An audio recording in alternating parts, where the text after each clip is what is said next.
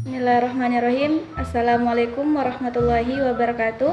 Perkenalkan, nama saya Nurneli, kelas TIB Program Studi Teknik Informatika, Fakultas Ilmu Komputer, Universitas Tomokaca Mamuju. Baik, tujuan video ini dibuat untuk memenuhi tugas mata kuliah Sistem Informasi Manajemen dengan dosen pembimbing Muhammad Agus Eskom, MM. Dalam video ini, saya akan menjelaskan tentang jenis-jenis sistem informasi. Yang pertama, jenis sistem informasi. Yang kedua, jenis keputusan. Dan yang ketiga, sistem pemrosesan. Yang keempat, sistem informasi manajemen. Yang kelima, sistem pemandu keputusan. Dan yang keenam, sistem pakar. Dan yang ketujuh, sistem informasi korporasi. Baik, langsung saja kita masuk poin yang pertama, yaitu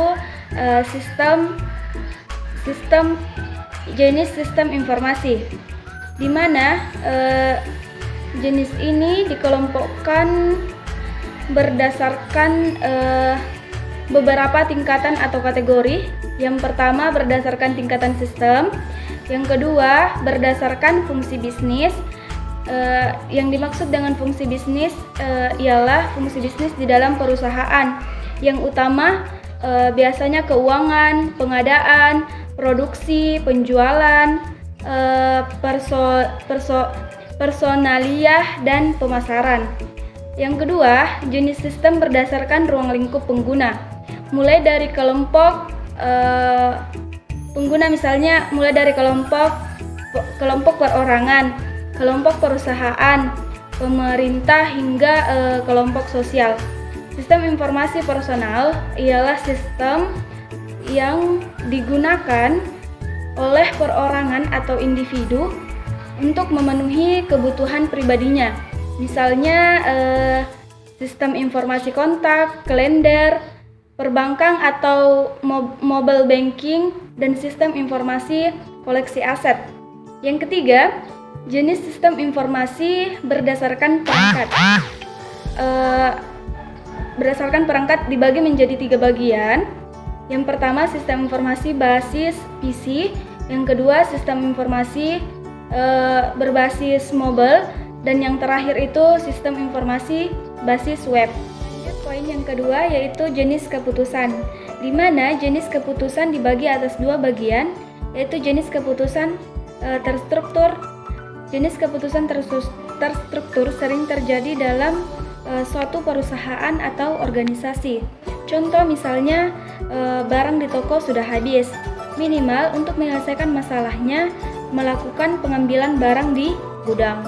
Sedangkan contoh keputusan tidak terstruktur ialah keputusan yang masalahnya tidak jelas dan cara menyelesaikan masalahnya juga tidak jelas. Contoh misalnya, membuka toko baru atau cabang baru, membuka produk baru dan menggunakan promosi yang baru di internet. Akan tetapi contoh permasalahan yang tidak terstruktur ini sangat jarang terjadi dalam suatu perusahaan atau organisasi. Baik, kita lanjut poin yang ketiga. Poin yang ketiga yaitu sistem pemrosesan transaksi. Transaksi adalah berbagai peristiwa atau kejadian yang perlu dicatat oleh perusahaan. Akan tetapi, transaksi tidak selalu tentang penjualan atau pembelian, tetapi juga meliputi tentang kenaikan harga, kenaikan golongan karyawan, dan perpindahan barang dari gudang ke toko, bahkan pergantian pemimpin. Kita masuk poin yang keempat, yaitu tentang sistem informasi manajemen. Merupakan sistem informasi yang banyak menghasilkan informasi atau laporan untuk keperluan pengambilan keputusan oleh manajer, terutama manajer madya dan manajer puncak. Manajemen madya merupakan manajemen yang paling banyak memerlukan laporan atau MIS, yaitu manajer informasi sistem. Lanjut, poin yang kelima, sistem pemandu keputusan. Sistem ini merupakan sistem informasi yang bertujuan untuk membantu manajemen puncak dalam pengambilan keputusan yang tidak terstruktur. Sedangkan sistem sistem selanjutnya yaitu sistem pakar, ialah sistem yang seringkali dinamakan dengan kepandaian buatan. Yang terakhir, sistem informasi korporasi. Sistem ini adalah sistem yang menggabungkan semua sistem kerja suatu perusahaan atau organisasi dalam suatu sistem informasi yang terintegritas. Baik, demikianlah penjelasan tentang jenis-jenis sistem informasi. Lebih dan kurangnya mohon dimaafkan. Saya akhiri dengan ucapan Assalamualaikum warahmatullahi wabarakatuh.